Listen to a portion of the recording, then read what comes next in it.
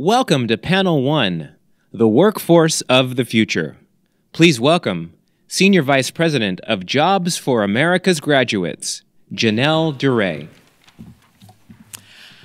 Good morning, everyone. It's great to be here. My name is Janelle Duray. I'm the Senior Vice President of Jobs for America's Graduates, and it's truly my pleasure to introduce the next panel, The Workforce of the Future. Workforce, workforce, workforce. We're all hearing it all the time, and this is what we talk about and have at Jobs for America's Graduates since our inception 39 years ago, and still now after serving 1.25 million youth. Our first name is Jobs, after all. JAG was founded on the premise that high school graduation is not enough, and for many of our students, entering the workforce is an immediate goal.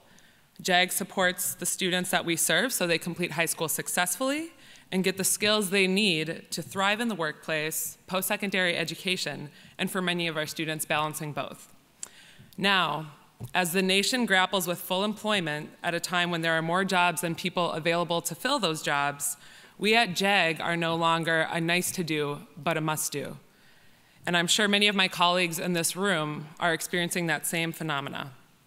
At JAG, we have 12 governors that serve on our board of directors, and there isn't a one of them that isn't focused on the key issue of how do I build the talent pipeline quick enough in order to respond to this opportunity. Corporate social responsibility initiatives, major private foundations, and others who have been focused on high school graduation for years are responding to this workforce crisis. They're expanding current or launching new campaigns that support preparing the next generation for 21st century jobs in sustainable ways that provide ongoing upward mobility. Now, what keeps us up at night as JAG are the questions on the other side of the coin. How do we respond fast enough to prepare our staff and students for this unprecedented opportunity? What do agreements with employers look like to best support our students so entry-level jobs move into sustainable career pathways? How can we broker our relationships with 1,300 school districts and the employers that we work with to advance and enhance CTE programs for our students? And when I'm still thinking about how do we prepare the 72,000 youth that we're serving today for 21st century jobs, how do I not have a panic attack when my friends at the Ronald Reagan Institute say, what about 22nd century jobs? We're already 20% done with 21st century jobs. And you're welcome. Now you can think about that at night too. So I'm going to bow out at that point and let our expert panel answer all the tough questions. I'm proud to introduce a panel moderated by Jane Oates, President of Working Nation, featuring Dr. Virginia Foxx, U.S. Representative from North Carolina's 5th District, Mr. Mike Marriner, co-founder of Road Trip Nation, and Mary Snapp, Corporate Vice President of Microsoft Philanthropies. I will also note Johnny Taylor, the President and CEO of the Society for Human Resource Management, was supposed to be here today, but unfortunately he's ill. With that, please help me in welcoming our next panel. I feel very far away from you. Good morning. I am delighted to be moderating this panel, and if you haven't heard each of these folks speak before, you are in for a treat. We're going to frame the discussion in large scale, and we will save time at the end for a few audience questions, so please be thinking of those. So first, if we could start just thinking about, I think Janelle framed it so well, robust economy, lowest unemployment in decades, lots of companies reinventing in sectors, lots of new opportunities in every state, and still a lot of need, a lot of room to grow. But I'm going to ask you just by looking, imagine what perfection would look like. We already have pretty darn good. How do we get better? Imagine each of our systems better, particularly in getting to those people who may not feel that this economy is as wonderful as it is. And, Dr. Foxx, I'm going to ask you to start, but I do want to say, if you don't already know, Dr. Foxx has been both the chairman and is now the ranking member of the committee that does everything good in education and the workforce, and is personally responsible for really getting a lot of legislation done in a Congress that doesn't have a reputation for getting a lot done. I say that as a recovering congressional staffer. So I'm going to go to you first, because I think with all of your expertise, all your experience, you probably have a great vision of what you think the future should look like. Well, thank you very much. I hadn't thought exactly about that question before. What would perfection look like? Well, I think coming to grips, first of all, with what is happening in the culture is very, very important.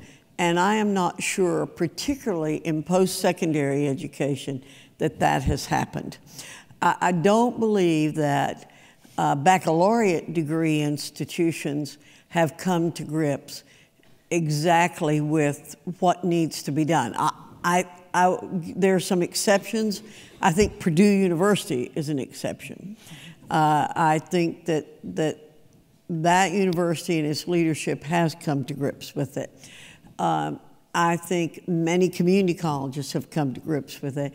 And I'm hearing more and more smatterings of elementary and secondary education coming to grips with the fact that you got to tie education and the workforce together. I think it's great that our committee, when Republicans are in majority, we call it education and the workforce. When Democrats are in the majority, they call it education and labor. And I truly believe that calling it labor is looking backwards, and we should be talking workforce. And Janelle was right. Everybody's talking about it now. So to get people to think the two things, what is it that people need to have a successful life? And that's what education should be about, is helping people have a successful life. And making sure that we don't denigrate or elevate any one aspect of the educational experience. Excuse me one second, other panelists, I'll tell a little bit. I have an undergraduate degree in English, a master's in sociology, and a doctorate in curriculum and teaching.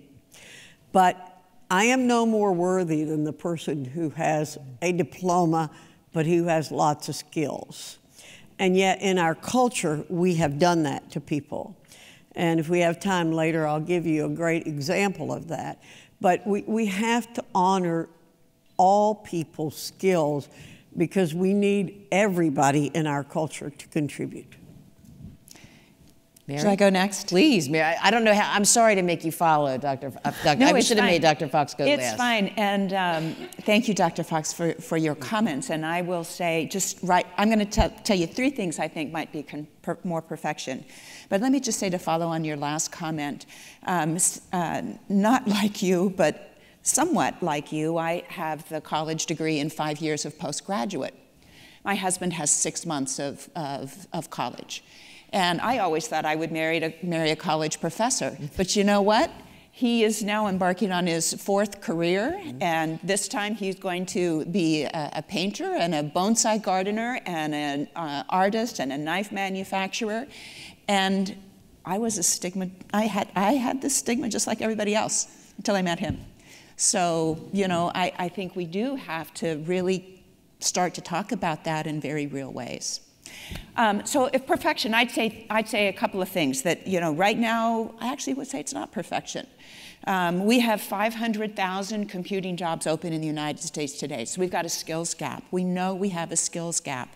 STEM and computer science is the fastest growing job sector, yet we have these openings, and they are going to continue to rise unless we have more people training. Some CS college degrees, yes, but a lot in IT degrees or certificates that might be 6 months or 8 months. So we know that CS and STEM continues to be a huge gap. And most of these jobs are not even in the tech sector. Every company is a tech company these days. Every company is a tech company. So we know that that is a big gap, and that holds our economy behind. The second thing I would say is that we are still not very equitable in how access and opportunity arises. And I would say the day when we stop having to talk about differences between kids of color and other kids in terms of educational attainment, then we get closer to perfection, and we are not close to that. So we need to really work on those areas to provide access and opportunity for everybody. And the third thing I'd say is, you know, technology is moving fast. And we are really, I think, well into, we used to talk about 3 years ago, the fourth industrial revolution. It's kind of old hat because we're in it. But we are still accelerating. So the need to ensure that we have everyone with some skills that really enable them to adapt as we go forward into that fourth industrial revolution. So some of those skills might be communication, they might be critical thinking, they might be creativity, but then adjacent to that, some skills that lead to real jobs. And we will need more and more of those going forward. So I'd argue a little bit about perfection today. Good. Mm-hmm. Yeah, same thing, building on Dr. Fox's comment on, you know, more pathways and kind of that may not require a four-year degree. So last year we launched a road trip with Road Trip Nation to help profile career pathways that don't require a four-year degree all across the country. And we heard students all across the country saying, you know, one of the students who was on the RV for the summer exploring these different career pathways, she said, you know, sometimes I feel like there's just no space between people to tell me that I should get a four-year degree and a dead-end job, and there's nothing in between. And she didn't feel that four-year college was for her. And so in a lot of ways, you know, thinking about narrative change around the stigmas and stereotypes that are placed on kind of certain career pathways is the right career pathway, and there's certain career pathways that are the wrong career pathways. So I think it's, and then trying to leverage the power of storytelling to show that, you know, to kind of humanize those pathways. I mean, a lot of when we think about, if you're aligning kind of the educational process based more on, in a perfect world, you know, more based on students' interests and passions, how do you then help those students to get more visibility to what those pathways are, and you know, leveraging the power of storytelling, especially in the age of social media today. I don't know if you see this, but the students we work with, hear this all the time. There's so much anxiety around, you know, in the age of social media, seeing people's perfect lives, and same thing with their career pathways. I'm sure if we all went to our LinkedIn profiles, it's like, here's my perfect career path. I was always vice president of Microsoft, you know, or congressman, you know, or congresswoman. So I think, you know, somehow, you know, getting truthful narratives and getting more of a culture of vulnerability and somehow relaying those stories to students so they see that, all right, like, even if the deck isn't perfectly stacked for me, you know, there are people like me out here who've come from where I've come from, and even if I might have an interest, you know, how does that articulate to an opportunity in the workforce today? So a lot of things in what you said. So I want to dig into a couple of them. I think the word stigmatization is one that comes up a lot, especially when you talk about CTE careers, but it could be other things, biases in other ways. How do we reform the infrastructure of our educational system to work better for all students, to make sure students are respected for their knowledge and competencies, whether they're academic or technical? And I'll open it to anybody who has an idea that would like to start. I'll just start, and I think I'd love for others to also chime in. I was able, actually 2 trips to Switzerland to see the apprenticeship program there. Dr. Foxx, I don't know if you've done that or not, but it's... No, but some of my colleagues have. Yeah, it's really amazing. And I mean, obviously that system, you can't just sort of do a lift and shift and it's not gonna work and all of that. But the lessons learned there are really interesting. And what it really, I mean, a lot of what it comes down to is starting to talk to students around middle school about what their vocation would be. They would say career. I would say vocation. So vocation, I think about what your passion is. Like, what do you think you're interested in? And then once you know, have a sense about whether that's outdoors things or art, then you sort of think about building skills around that. And by skills, I think you really need to talk about something that is an experiential learning experience, something that's experiential, where you are out with your teacher, with other people in your community, in your city, and getting a little bit of an understanding of what it might be like to, you know, use your vocation to have a career, which might ultimately end up to be work, the place you go every day, but to start talking about it as vocations and careers. We recently at Microsoft have spent a lot of time thinking about this and are working with an organization called Skillful in the state of Colorado and Indiana to kind of try to put these pieces together of career and technical learning.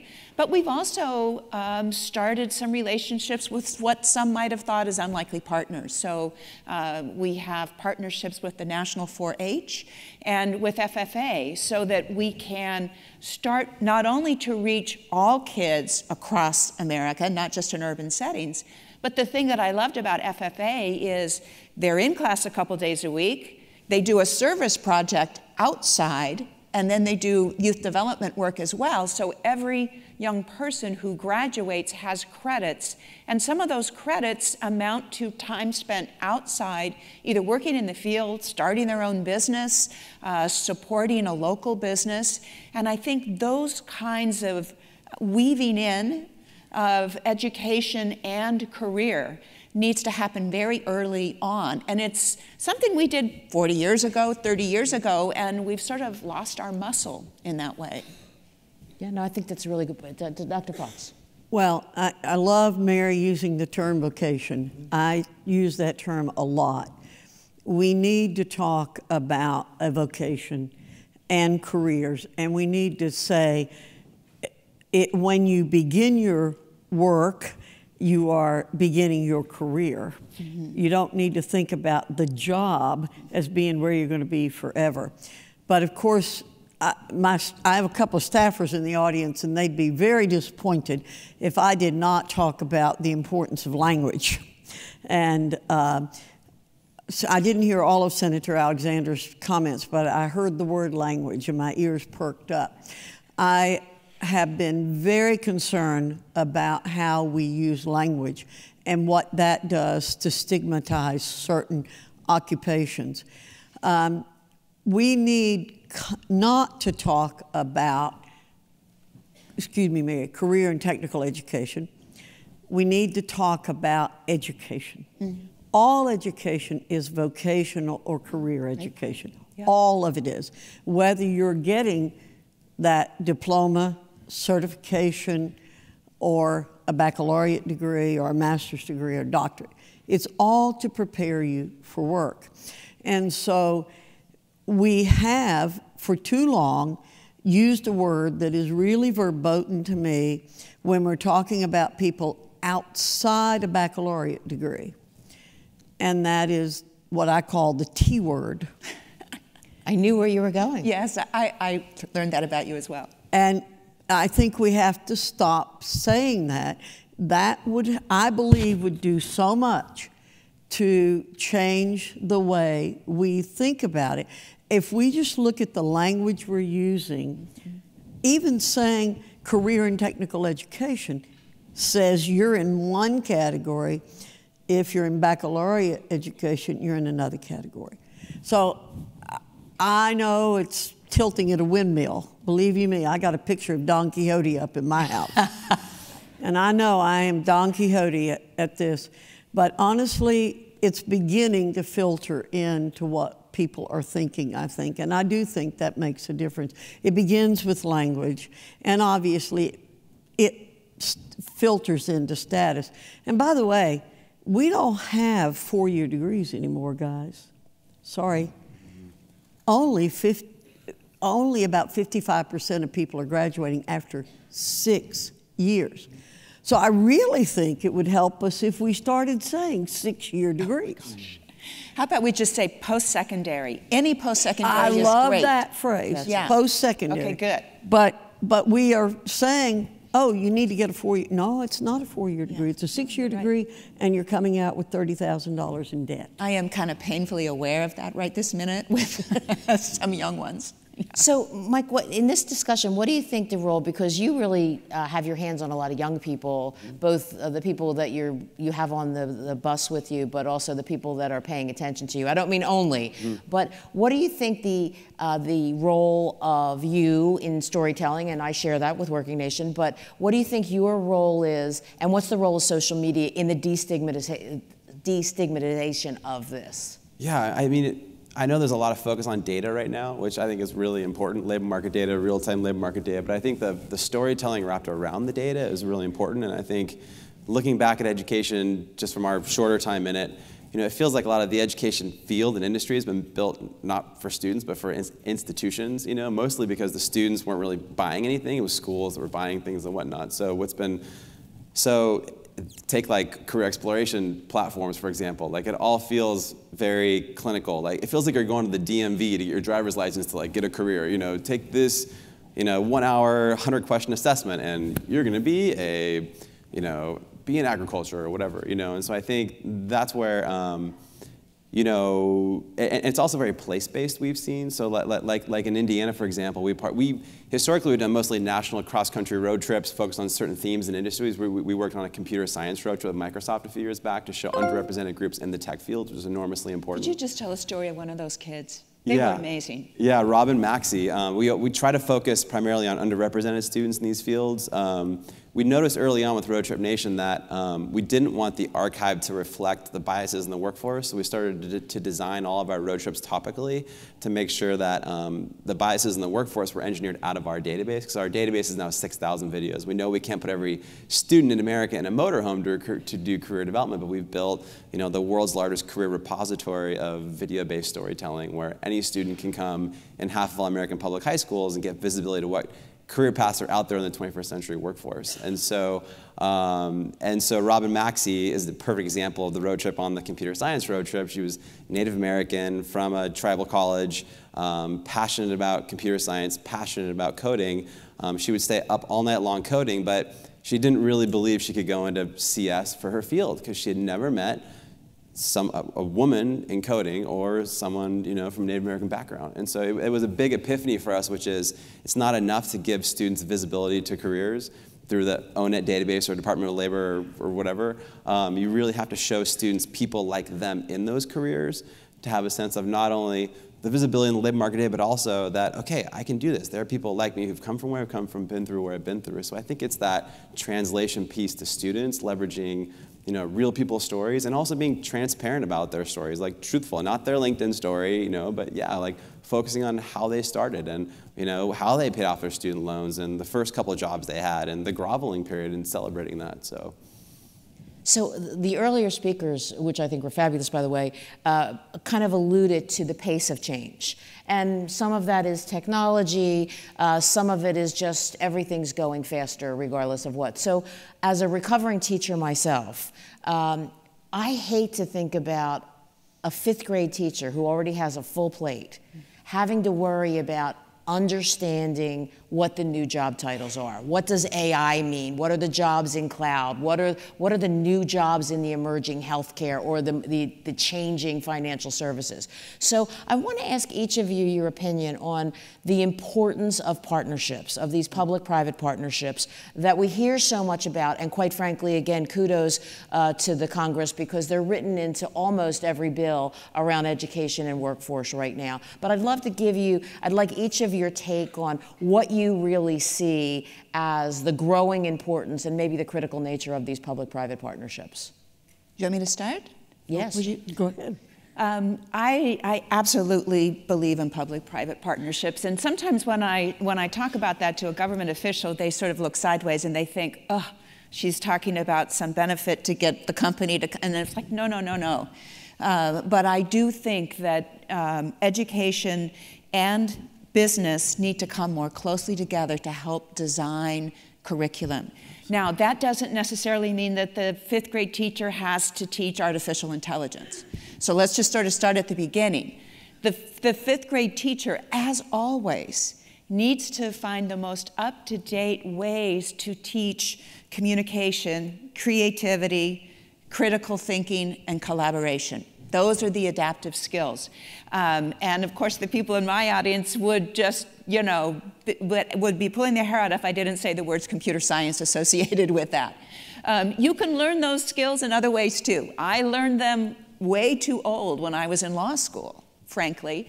But teaching basic computer science, the line of code that you can do with an hour of code and on, really starts to get those kind of adaptive skills going.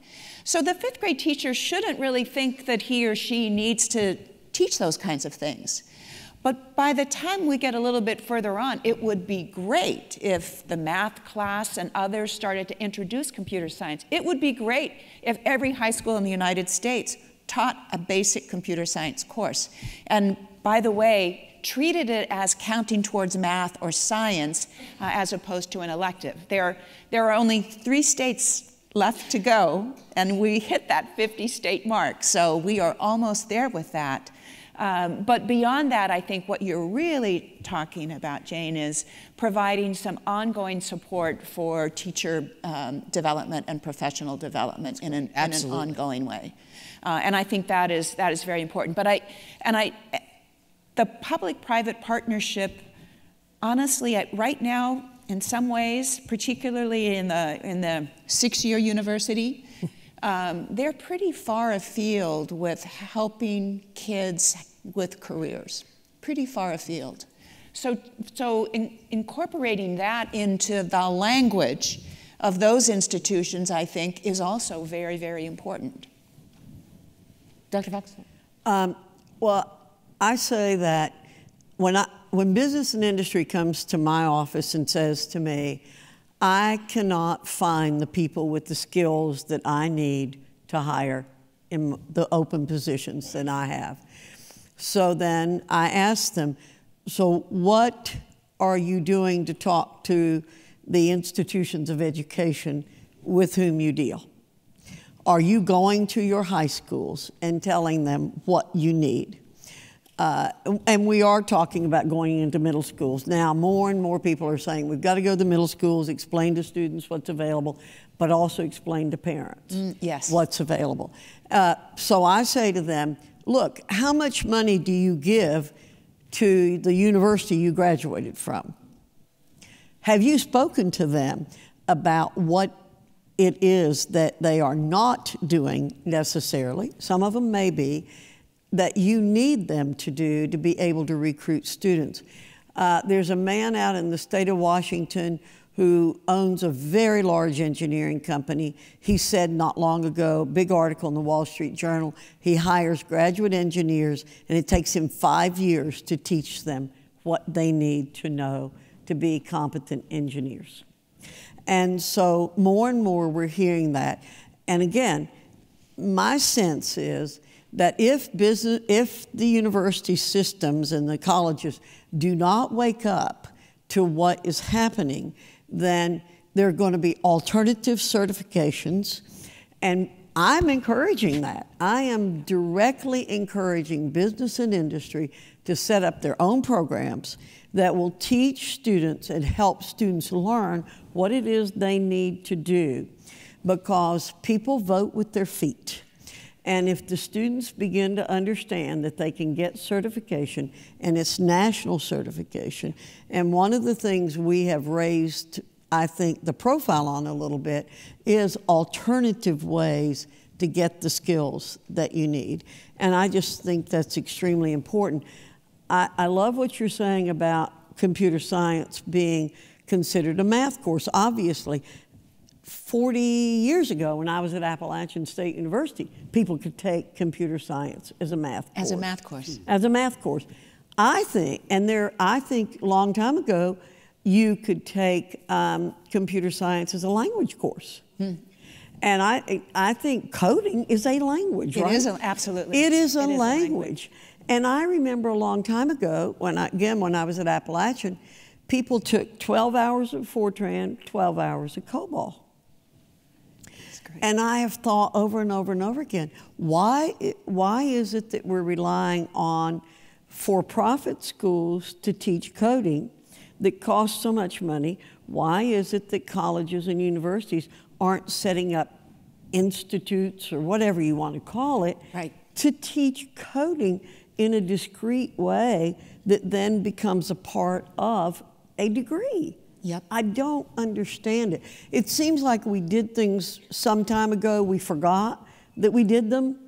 We go into a different direction, and then we have to come back to what works. Well, you know, Appalachia State sounds like it was far ahead of the curve, but we haven't talked about community colleges and the role that they should and are increasingly playing in doing exactly the kinds of things you're talking about with those kinds of, you know, career-oriented classes. Right. But I would say even if there were community college presidents in the audience, and I open you to debate with me on this, but they have created two separate structures, an academic structure and a workforce structure. That's right. And part of that is because of economics. They got to keep the money on campus from their workforce place rather than having to give it back to the state. But, you know, in today's world, you don't just need a welder. You need a welder who knows a little bit about particle physics if they're going to work in, you know, in one of the national labs. And that, the two sides of the house, instead of improving what secondary education did by keeping career and tech ed so separate from academic, they've copied it. So I think they need to come back into the world of combining those two, because we need people who are really good learners as well as people with really high-tech skills. I agree with you, and they sort of have different tracks in terms of when they give you their data, and the hope is that that does not then spread into the university and that it really becomes, you know, a true. I actually met a couple years ago a welder who was in a high school class, and this was a female welder in a high school class, and she raised her hand to first year teach computer science. And, you know, it's because those adaptive skills. She's got some math skills. She's willing to be creative. And you know what?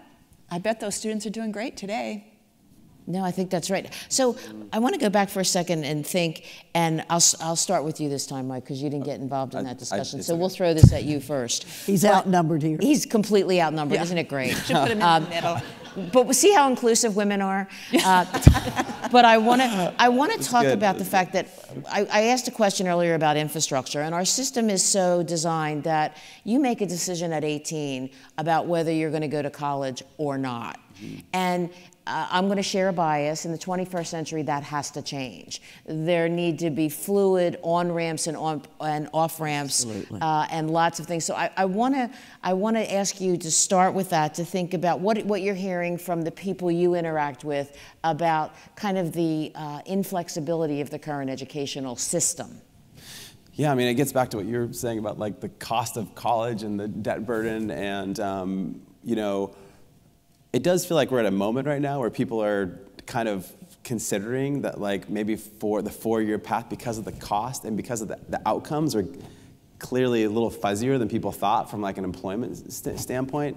But yeah, and students are, you know, there has been so much innovation, it feels like, on post-secondary pathways and stackable credentials and boot camps and community colleges and everything, but I don't know if that story's gotten all the way down to families and students, you know? Like, the students that we talk to are still feeling like their options are being told to go to four-year college or dead-end job, you know? And I think that's slowly changing because of the debt burden, but it feels like there needs to be almost, you know, the narrative change work again, you know, and showing. We did a whole road trip focused on auto technicians, which was so cool because we were hearing so many high school students in continuation or school settings, credit recovery settings.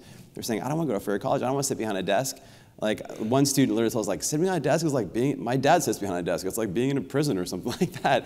And he wanted to go into cars. He loved cars. And we had no content in our database showing auto technicians. So we did this whole road trip, and we had, you know, 3 students passionate about cars, went across America and interviewed auto technicians all across the country. And we interviewed this one Latino guy in Arizona, and he had a 2-year degree, and he was making $80,000 a year. He owned his home. He said he has 4 kids. He's like, I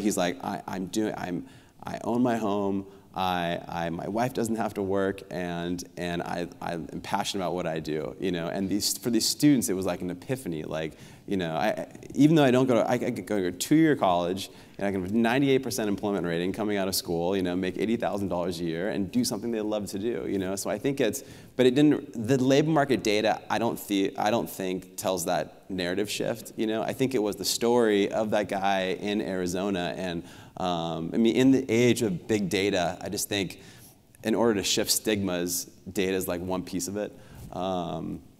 and taking it in a place-based way too, you know, like we've learned recently, we started to do regional road trips. So we did a partnership with Governor Holcomb in the state of Indiana, because what's happening in Indiana from a workforce standpoint and the stereotypes there is much different than what's happening in California. So we launched and talk about public-private partnerships, it was with Governor Holcomb, Cummins, and Strata, and Road Trip Nation. We launched an Indiana road trip to map what are kind of the future careers across the state of Indiana. And massive stigmas there from students around it's all farming, but turns out there's massive tech jobs. We were talking about this. Logistics and manufacturing there too. In rural communities. Now GE does Salesforce is based in Indianapolis. Yeah. Right. And with technology, people are doing those jobs from all across in rural areas. And so there's just, those stories are not being delivered to students. You know, it's still the same very traditional narrative. So yeah, we think there needs to be this big feedback loop back into students, you know, to show them a better window. And there's been a lot of change in the workforce recently, but it just hasn't caught up, you know, to students. So I love Mike's stories, and and then data is important too. I've been sort of saying we need to have data with a soul. Right. You know, we have to have data, but we need to be able to extract the stories because it's I mean, data speaks to some people, stories speak to everyone. Especially when you're talking about older workers. I want to switch to them for a second because, you know, we all talk about you're going to have 5 careers, 10 careers over a lifetime and this great need for lifelong learning. But the reality is when you're 40 and you were a worker at Navistar or you were a worker at GM and you weren't really successful in academics in your own mind, but you've been really successful and you've had the dignity of being a hard worker for the last 25 years, and somebody tells you to go back to a community college, it's not working. So what do we do for those displaced workers? Because right now, even in this wonderful economy, we only have a 63% labor market participation rate. All of those people are not pregnant or sick. Many of them are sitting out because they don't see a way back in. What do we do for them? And I'll start with you again with this, Dr. Foxx, because I know this is a population that you care deeply about. I do, and I think one of the things that you do is, in many cases, you can see this coming.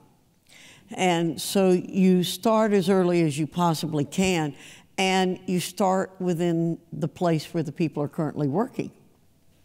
I think one of the things that you can do is you can go there and say, let's start here where people feel comfortable. They're with their peers and they can get a sense that they're comfortable in that setting, and then move them into the community college or into a space. It doesn't have to necessarily be on the campus. The community college can go to them and work with them to help them gain the skills they need. And you're so right. I'll tell you right now, I mean, you know that most of Capitol Hill is populated with 26-year-olds or younger, but if I had my druthers, particularly out in the district, I would hire a 45 or 50-year-old person who has been in the workforce, has the skills, has the willingness to work, and help that person gain the technical skills that he or she needs. And to me, that's the way to go. I wanted to comment one other thing, not to get completely away from this, but I think we have great data now to show that if you begin students in early college, in high school, that they are much more likely to be successful in post-secondary education. So I think we have to we've got to be working at both ends of the spectrum. We have to start students in structured post-secondary education early on, freshmen in high school if necessary. And IBM is doing that with coding schools in a place called Bedford-Stuyvesant. That's right. Their P-TECH model is Their amazing. P-TECH model is amazing. So I think starting with that, but also with the older people, and also saying to them, you do have skills. Right. You have critical thinking skills. And that is the most important thing you need. You need communication skills and critical thinking skills. And if people have been successful and they're 45, 50 years old, you know they have some of that. No, that's right. Yeah, I would say is those that 40-year-old worker, I think your point, Dr. Foxx, that they do have skills is really important, and one way is to start talking about what are the adjacencies from what you already know from your career. What adjacent information or learning can you bring so that you do have that next step? And you know, I know it's got to be hard to imagine. We are now at the point when we're going in and we're talking about digital transformation of a company and the efficiencies that will come about and the use of artificial intelligence, machine learning, enhanced realities. We are now talking with those employers about what it then means for new learning and training for their current employees, right at the same time as we're talking about, you know, bringing in those technologies. And I think that's really important. Employers need to do more. They need to, and we need to, we all need to do more. But that needs to be part of the dynamic is taking care of employees. I think there's another piece that we haven't talked about that could be, it's a whole other session, which are what are the policy structures in place that will enable a person mid-career to change jobs and not lose benefits, for example. Those kinds of benefits that might, you know, be permeable from spot to spot. And then the third thing is, I do think there's this sort of critical thinking and initiative. It sort of goes with, if you're a member of a union, go talk to the trade union. If you are still employed, as you say early on, go talk to your employer. Utilize that public library system because there are spots, and I think it just starts with the beginning, spots where you can learn, but it starts with the beginning notion of you're not starting over. You are not starting over. Yeah. You are doing a little bit of a fork to go this way. No, I think that's a great point. And I think that I want to go back and talk to younger people because some of these young people have seen their parents completely destabilized by a dislocation.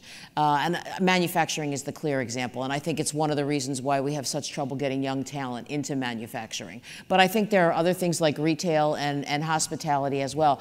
Are you seeing the young people that you're interacting with, Mike, gravitating toward careers that their parents were in or completely away from them? There's a lot of anxiety about, like, they don't even know what the careers will be by the time they're thinking about what careers they're gonna, you know, decide on. So how do you decide on what do you want to do for the rest of your life right now? And there's also, we feel a lot of anxiety on choosing one thing. So, like, you know, a big career assessment, you know, the Myers-Briggs personality test, you know, you go through, which I think is a great tool for when you, like, we use it at Road Trip Nation for our employees. You can see how to work together. But for a kid who's 16 years old to go through it, and then at the end of an hour assessment, it gives you like one thing to do. It just feels almost like a sentence or something, you know. Yes. And students many times like, I like lots of things. How do I? And even if you look at like, you know, Mary's like one part technology, one part business, one part, you know, philanthropy. It's not like you picked philanthropy, business, or technology. He forgot the lawyer thing. Oh yeah. I didn't know. That legal thing. Yeah. So it's like, you know, helping students see, like, it doesn't have to be one thing. It could be, you know, the way the workforce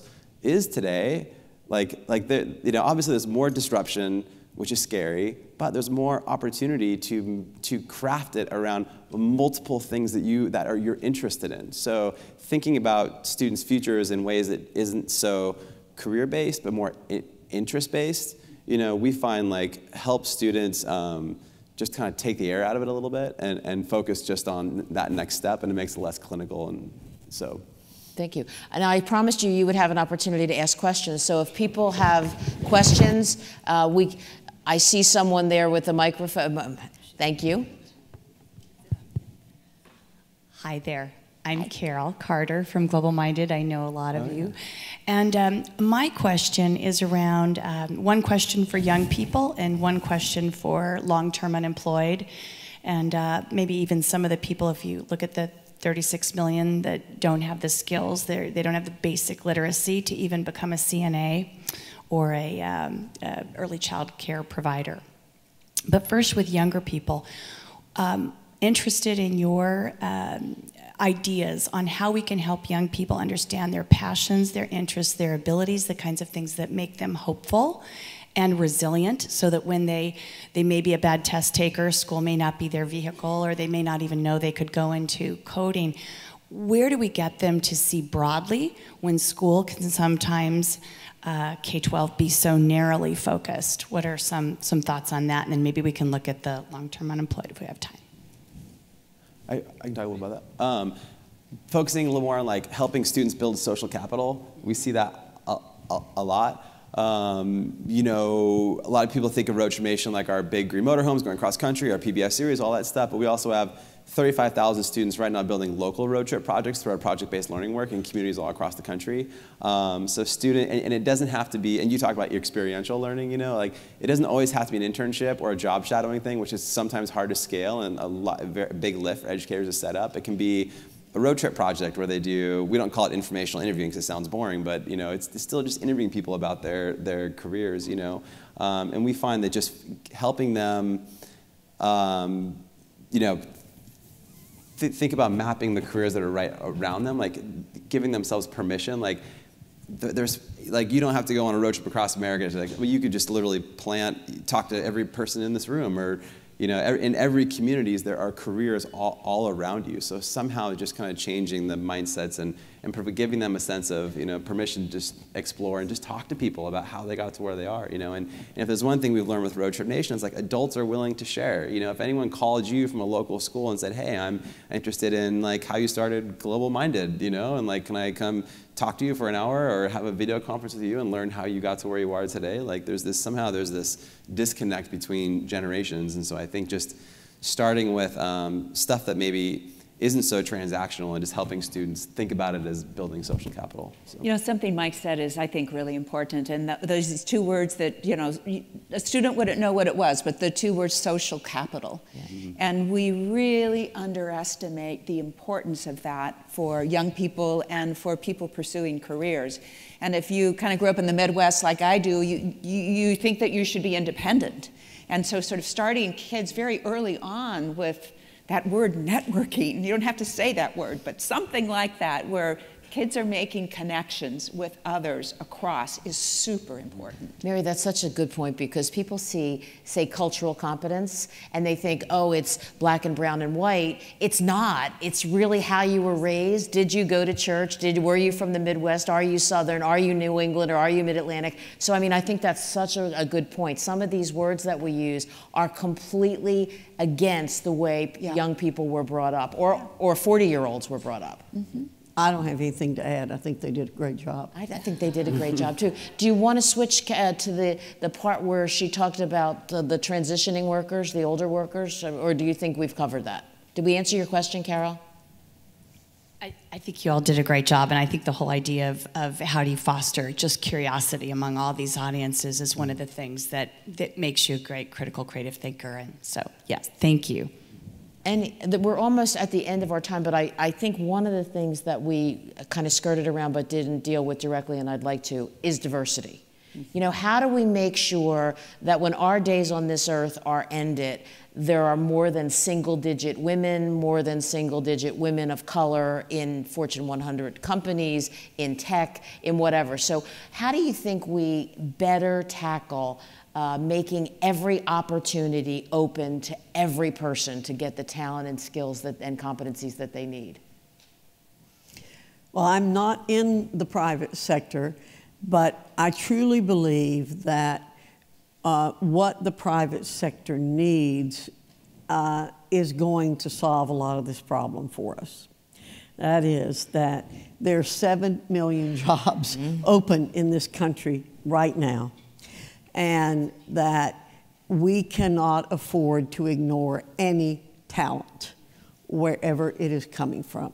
And so I see us, and I'm very hopeful about it, being a much more inclusive society.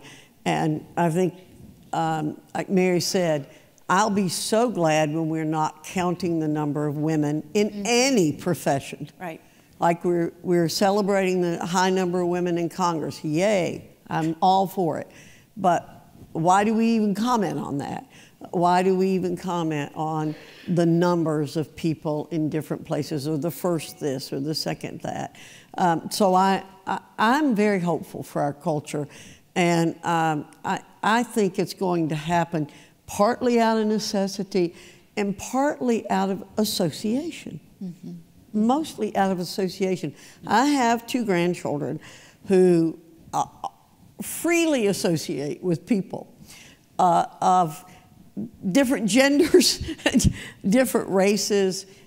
You don't want to say politically incorrect things, but I just think they are where they ought to be, and a lot of young people are. Yeah. Right. I think young people are, I agree with you, Dr. Foxx, on that. But I have to say I'm a little bit more hardcore coming from the private sector. I do think that there's some accountabilities. And I think, for example, when we provide grants to organizations, we ask them to ensure that 50% of the young people that they reach are girls. And these are mostly in math and science and computer science. And that 70 to 80% are come from underserved backgrounds, because I think that's really important. And I would be super remiss if I didn't say that with all of this work in technology, people have to have reliable broadband internet across this nation at an affordable price, and it is not there, and it is particularly not there in rural. And we need to ensure that in those communities we provide basic access for opportunities so kids, quite frankly, can even do the same homework that kids in cities are doing. And today they're not. No, I think that's such a good point. Such a good point. Yeah, and I would just add that, like, I think groups that are responsible for, like, helping provide experiences for kids to help them think what they want to do have a responsibility to make sure that you know, they're being proactive with the stories and the faces and the participants that they're doing. We didn't really realize that, honestly, until probably halfway into building Road Trip Nation. We were just kind of maybe less proactive about it, weren't really tuned in until we started seeing some of the students on the road, like you know, like the student I mentioned, who, you know, really, you know, having an interest in computer science was not enough. You know, she did not really believe she could do it until she saw someone like her in that field, and that was a massive light bulb for us that we can't just reflect the workforce as it is in our work. We have to get ahead of it and be more directional. So I think it's partly responsibility for, like, organizations that are putting any type of content or experiences in front of kids to make sure that they're not just showing what the workforce looks like today, but directionally what it will look like when they're grown up. So. Well, I hope you'll agree. Great conversation, terrific panelists. Please join me in thanking them so much for your expertise and your work. Thank you.